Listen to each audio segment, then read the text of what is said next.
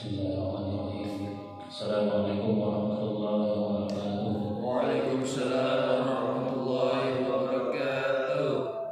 Alhamdulillah, alhamdulillah rabbil alamin. Segala puji syukur marilah sama-sama kita panjatkan kehadirat Allah Subhanahu wa taala atas segala nikmat yang diberikan kepada kita semua, nikmat iman, nikmat Islam.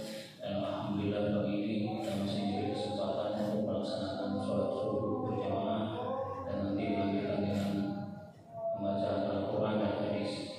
Selawat serta ikhlas salam marilah sama-sama selalu kita curahkan pada junjungan kita Nabi besar Muhammad sallallahu alaihi wasallam. Alhamdulillah pagi ini kita sudah masuk ke surat Al-Maidah. Saya akan membacakan surat Al-Maidah ayat 1 sampai 2. A'udzubillahi minasyaitonirrajim. Bismillahirrahmanirrahim. Ya ayyuhallazina amanu awfu bil uqud.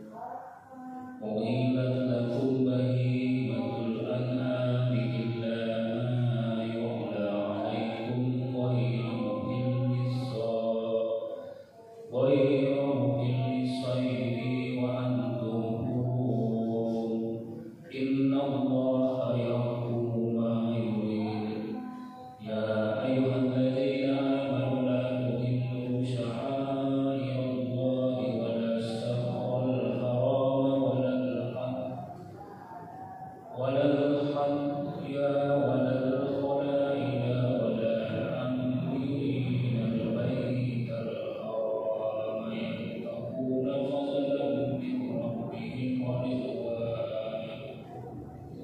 Wa idza aradtum fasṭadu wa la yajrimannakum shana'anu qawmin an saddukum 'anil masjidil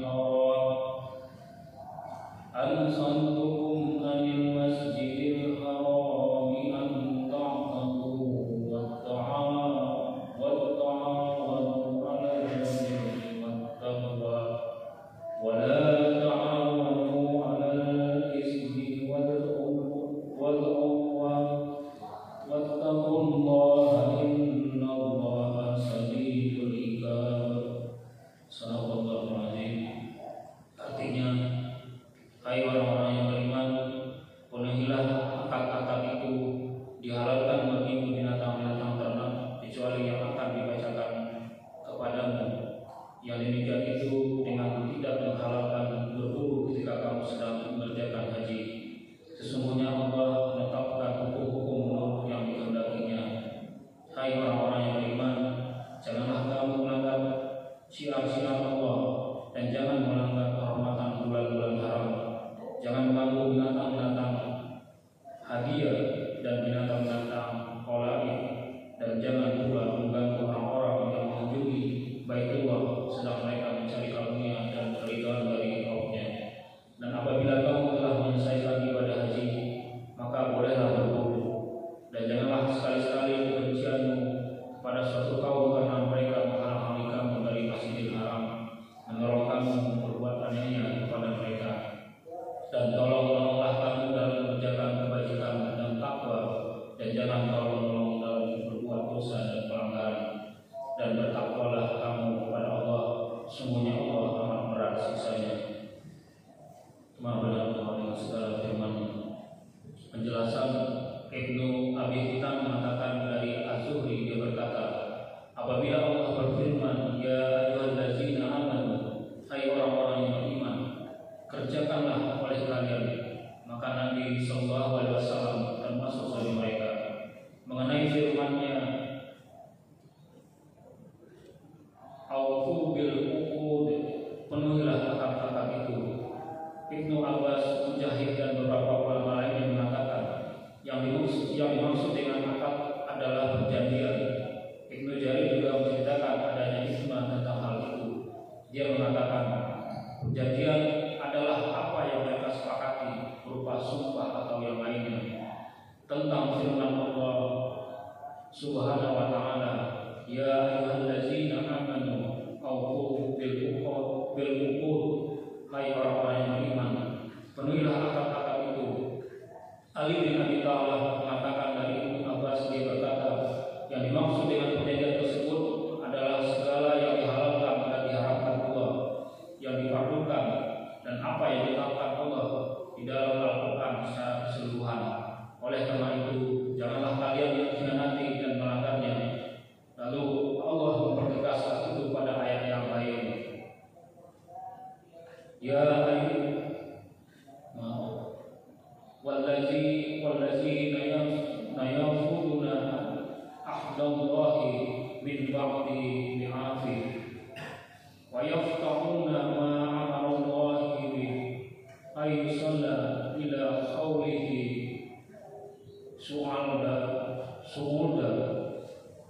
Orang-orang yang merusak janji Allah setelah dikerahkan dengan teguh dan memutuskan apa-apa yang Allah perintahkan supaya dihubungkan sampai firman-Nya, tempat kediaman yang buruk jahanam.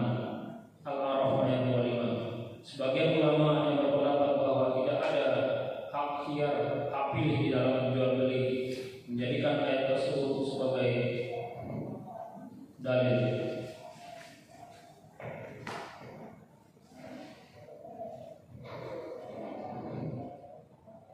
Mengenai aufu bil uqud, penuhilah akad-akad itu.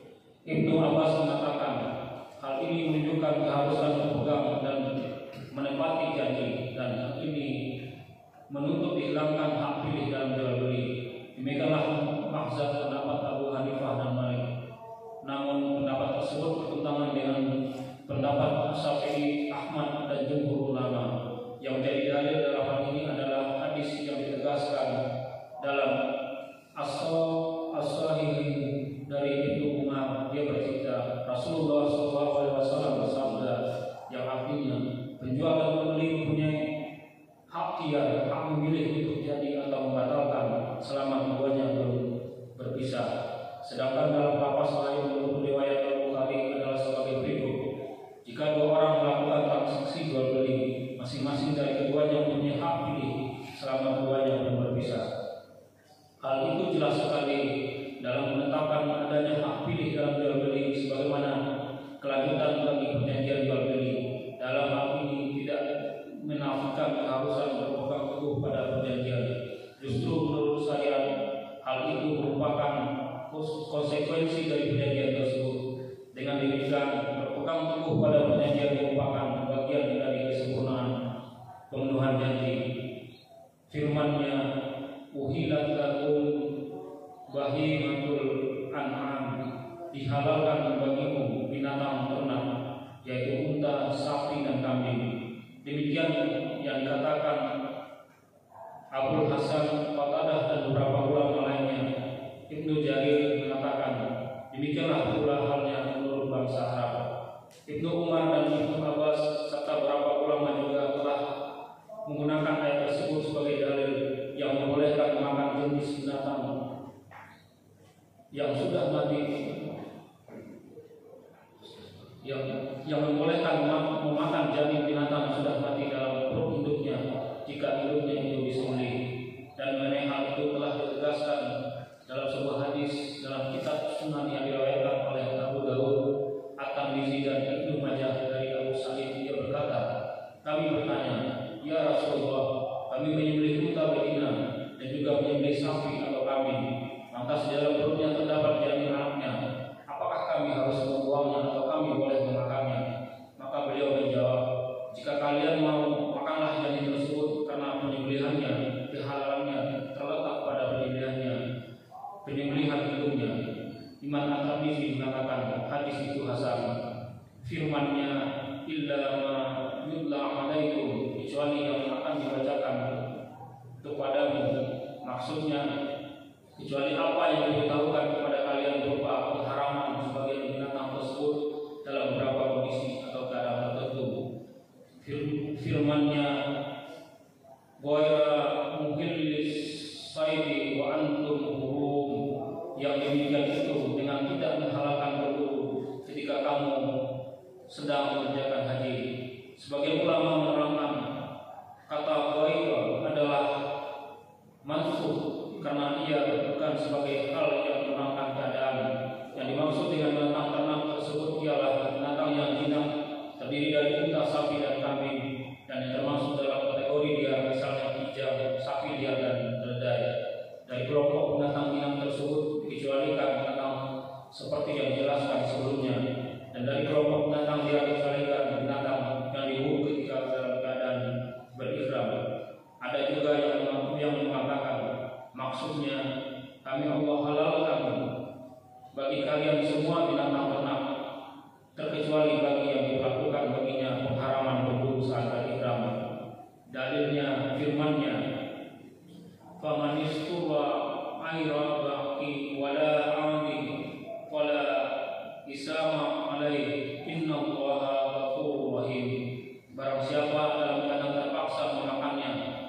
dia tidak menginginkannya dan tidak pula melampaui batas, maka tidak ada dosa baginya. Sesungguhnya Allah Maha Pengampun lagi Maha Penyayang.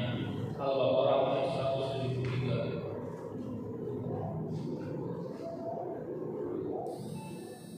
Artinya kami halalkan bangkai binatang bagi orang yang benar-benar terpaksa dengan syarat tidak menginginkan hal itu dan tidak pula berlebihan.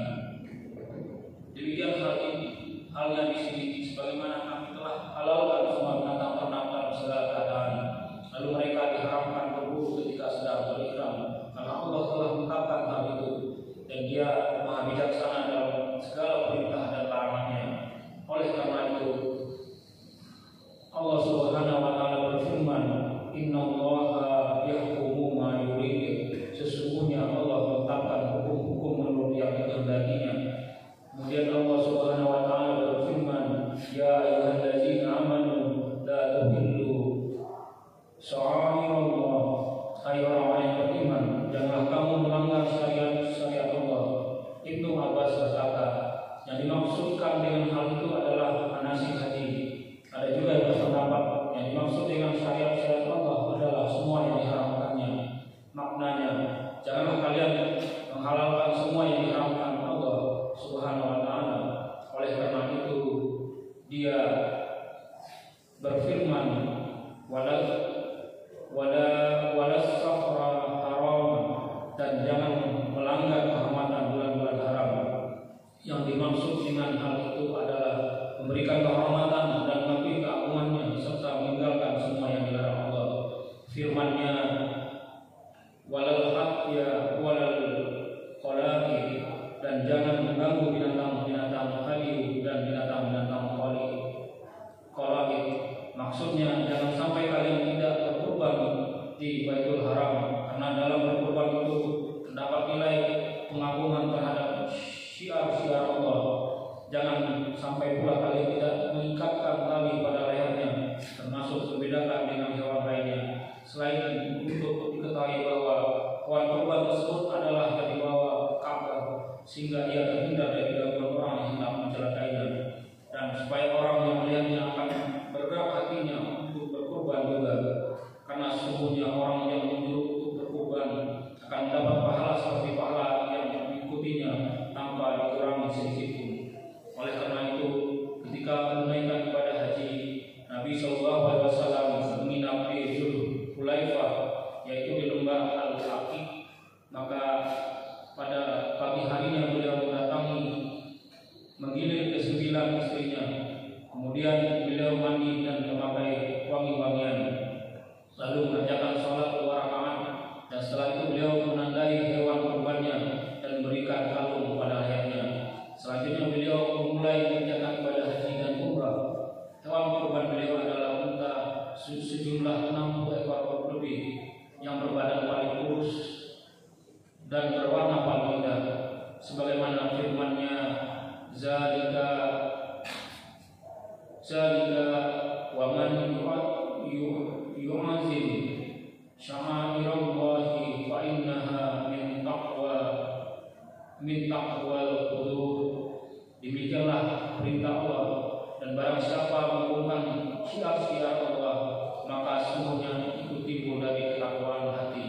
Al-Hajj ayat 32. Sebagian ulama salaf mengatakan pengagungan syiar-syiar Allah diantaranya dilakukan dengan mengorbankan hewan yang paling bagus dan paling gemuk. Ali bin Abi Thalib berkata, Rasulullah SAW menyuruh kami supaya memeriksa mata dan telinga hewan kurban. Mengenai firman-Nya, walal qala'id, dan jangan mengganggu binatang-binatang qala'id. Muqatil bin Hayyan menerangkan, janganlah kalian melanggarnya. Dahulu jika orang-orang jahiliyah pergi meninggalkan dirinya pada bulan-bulan haram, mereka biasa melakoni diri dengan bulu unta dan bulu kambing. Sementara itu orang-orang musyrik maka mengalui diri dengan kulit pohon. Lantas dengan kalung itu mereka melindungi diri. Demikianlah yang diriwayatkan Ibnu Abi Hatim. Kemudian dia mengatakan dari Ibnu Abbas, dalam surat Al-Maidah ini ada 2 ayat yang dinasakh, yaitu ayat Qala'id dan firman-Nya fa'in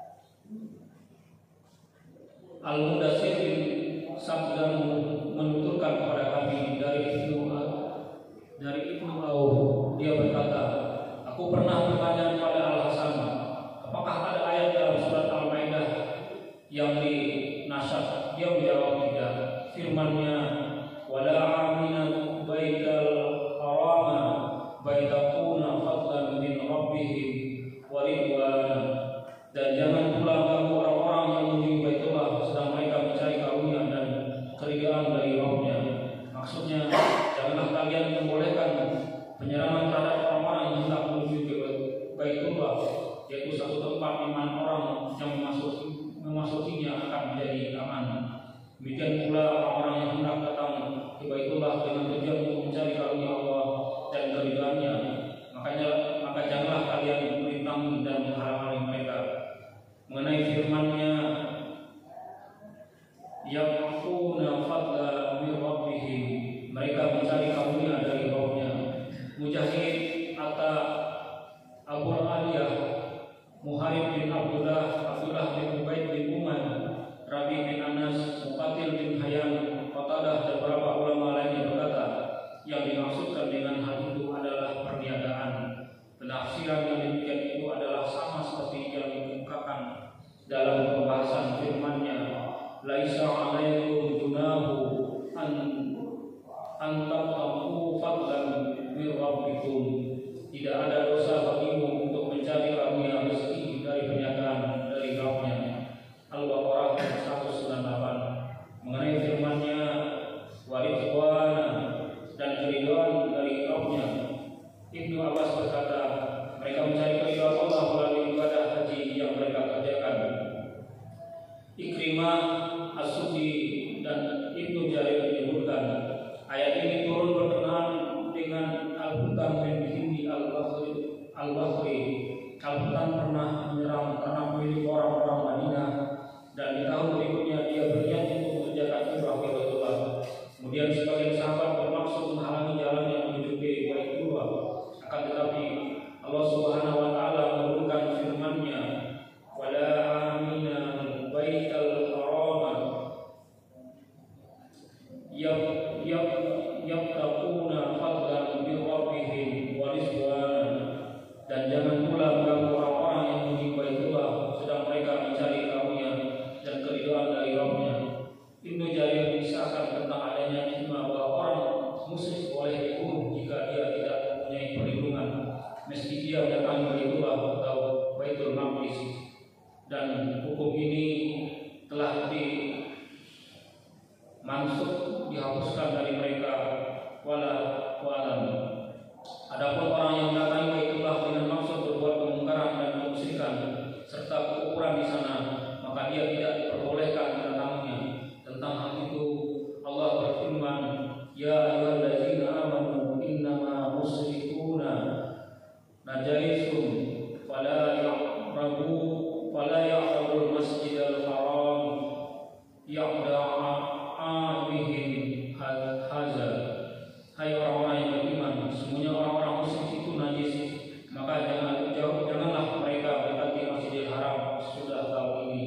Atau ayat 28. Oleh karena itu, pada tahun ke-9 Hijriah, Rasulullah SAW mengirim utusan, yaitu Abu Bakar As-Siddiq radhiyallahu anhu sebagai Amirul Hajj, pemimpin rombongan haji pada tahun itu, dan menyuruh Ali bin Abi Thalib supaya menyerukan kepada manusia dengan nama Rasulullah SAW tentang bara'ah, yaitu pemutusan hubungan dari Allah dan Rasulnya. Ali memberitahukan bahwa setelah tahun ini orang-orang musyrik tidak boleh mengerjakan haji dan tidak boleh bertawaf di Baitullah dalam keadaan telanjang. Mengenai firman Allah, wala amina baital haram, dan jangan pula bagi orang-orang yang mengunjungi Baitullah. Ibnu Abi Thalib mengatakan dari Ibnu Abbas, dia berkata, yakni orang-orang yang berangkat menuju Baitullah. Sebelumnya orang-orang mukmin dan juga orang-orang musyrik sama-sama mengerjakan ibadah haji. Lalu Allah melarang orang-orang mukmin menghalang-halangi siapa saja, baik mukmin maupun kafir, dari Baitullah. Setelah itu baru Allah menurunkan firman-Nya, innama musyrikuna najasun wala yaqrabul masjid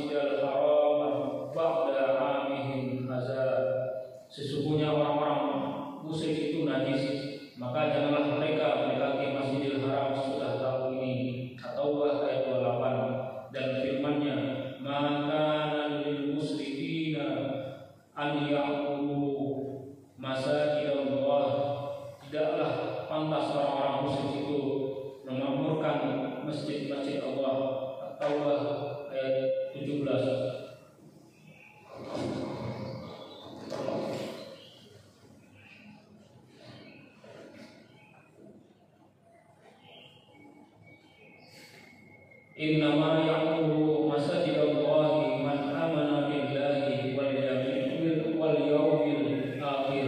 Hanya orang-orang yang beriman kepada Allah dan hari akhir saja yang memakmurkan masjid atau masjid Allah. Atau ayat 18. Dengan demikian orang-orang musyrik dilarang beribadah di Masjidil Haram. Firman-Nya, wa iza qalaltum fas'alu, dan apabila kamu telah menyelesaikan ibadah haji maka bolehlah berburu.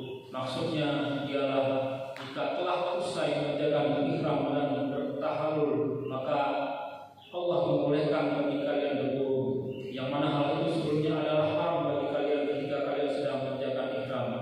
Perintah tersebut ada setelah adanya larangan, maka yang benar berdasarkan penyelidikan bahwa kembalinya hukum adalah kepada keadaan semula sebelum adanya larangan.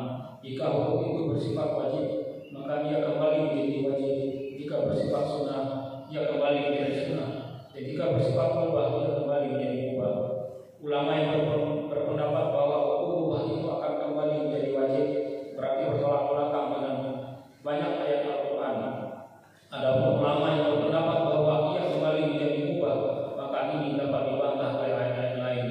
Dan yang mengatur semua dalil itu adalah apa yang telah disebutkan sebagaimana yang menjadi pilihan sebagai ulama usul fikih. Firman Allah, wala yajrimannakum sanamu qaumin an saddukum anil masjidil haram an ta'tadu. Dan janganlah sekali-kali kebencianmu kepada sesuatu kaum karena mereka menghalang-halangi kalian dari Masjidil Haram, mendorong kalian berbuat aniaya kepada mereka. Di antara para qurra yang membaca sabdukum dengan harakat fathah di atas alif yaitu an, maknanya jelas, yaitu janganlah kebencian kalian atas suatu kaum yang menghalang-halangi kalian masuk bisa sampai ke Masjidil Haram. Itu terjadi pada tahun perjanjian Hudaybiyah, menjadikan kalian menghalangi mereka pergi ke Masjidil Haram, sehingga dengan demikian kalian telah melampaui batas dalam memperlakukan hukum Allah kepada mereka, yang karenanya kalian telah menuntut balas dari mereka secara zalim dan penuh rasa permusuhan. Tapi berlakulah hukum sesuai yang diperintahkan Allah kepada setiap orang secara adil. Ayat ini sebagaimana ayat lain yang akan diuraikan lebih lanjut, yaitu firman-Nya, wala yajrimannakum sana'an qaumin ala alla ta'dilu huwa aqrabu littaqwa. Dan janganlah sekali-kali kebencianmu terhadap suatu kaum mendorong kamu untuk berlaku tidak adil. Berlaku adillah karena adil itu lebih dekat kepada takwa. Al-Maidah ayat 8. Maksudnya janganlah kebencian kalian kepada suatu kaum menjadikan kalian tidak berbuat adil, karena sesungguhnya berbuat adil itu wajib atas setiap orang terhadap orang lain dalam kondisi apapun. Sebagian ulama salaf berkata, selama engkau berlakukan orang yang zalim terhadap dirimu sesuai dengan ketentuan Allah dalam urusannya, dan engkau pun berlaku adil terhadapnya, maka akan tegaklah langit dan bumi ini. Ibnu Abi Hatim mengatakan dari Zaid bin Aslam, dia berkata, Rasulullah SAW pernah berada di Hudaybiyah bersama para sahabat. Beliau ketika dihalang-halangi oleh kaum musyrikin dari Baitullah yang dilakukan secara keras terhadap mereka. Lalu ada sekelompok kaum musyrikin dari penduduk daerah timur yang lewati mereka yang hendak menaikkan umrah. Maka para sahabat Nabi SAW berkata, kami akan menghalangi mereka sebagaimana sahabat-sahabat mereka telah menghalangi kami. Maka Allah menurunkan ayat ini. Menurut Ibnu Abbas dan ulama lainnya, kata sana'an berarti kebencian. Firman Allah, wa ta'awanu 'alal birri wa taqwa wa la ta'awanu 'alal ismi wal udwan. Dan tolong-menolonglah kamu dalam mengerjakan kebajikan dan takwa, dan jangan tolong-menolong dalam berbuat dosa dan pelanggaran. Makanya Allah memerintahkan hamba-hambanya yang beriman untuk senantiasa tolong-menolong dalam berbuat kebajikan al-biru kebajikan, serta meninggalkan segala bentuk kemungkaran, dan itulah yang dinamakan dengan at-taqwa. Allah melarang mereka kalau menolong dalam hal kebatilan, berbuat dosa, dan mengerjakan hal-hal yang haram.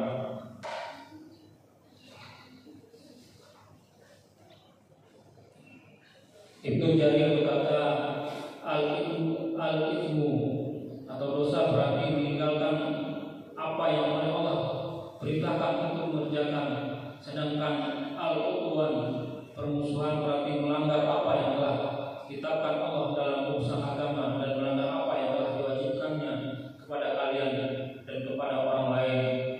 Imam Ahmad berkata dari Anas bin Malik, Nabi SAW bersabda, tolonglah saudaramu baik yang dalam keadaan berbuat zalim atau dizalimi. Ditanyakan, ya Rasulullah, aku akan menolong orang yang dizalimi itu, lalu bagaimana aku menolongnya jika dia dalam keadaan berbuat zalim?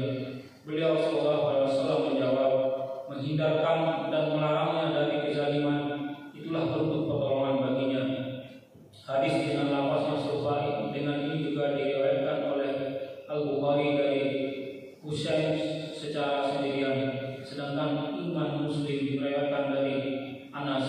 Imam Ahmad berkata dari salah seorang syekh dari kalangan sahabat Nabi SAW, beliau bersabda, orang mukmin yang bergaul dengan manusia lainnya dan bersabar atau tindakan yang menyakitkan dari mereka adalah lebih baik daripada orang mukmin yang tidak bergaul dengan manusia dan tidak bersabar atas apa yang menyakitkan dari mereka.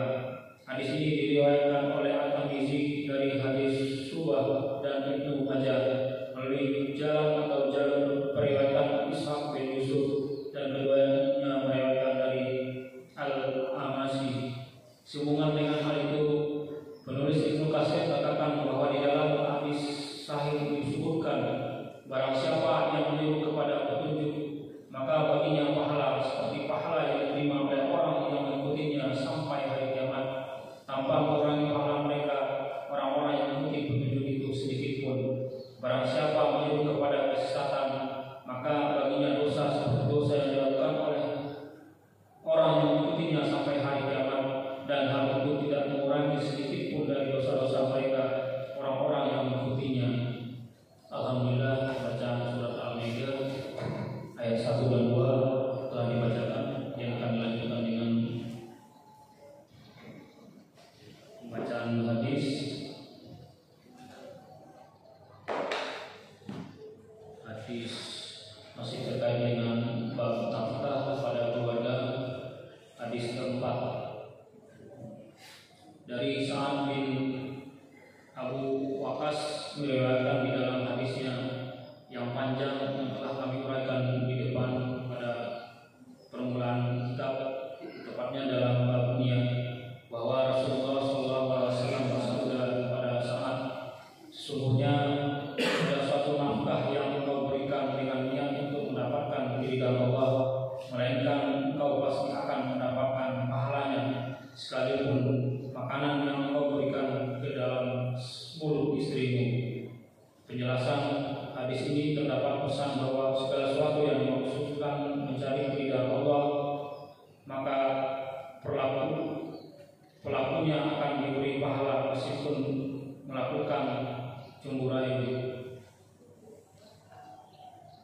Diulangi dari Sa'ad bin Abu Waqqas meriwayatkan dalam hadisnya yang panjang yang telah kami uraikan di depan pada permulaan kitab, tepatnya dalam bab niat, bahwa Rasulullah SAW bersabda pada Sa'ad, sesungguhnya tiada suatu nafkah yang kau berikan dengan niat untuk mendapatkan keridhaan Allah, melainkan engkau pasti akan mendapatkan pahalanya, sekalipun makanan yang engkau berikan di dalam mulut istrimu. Penjelasan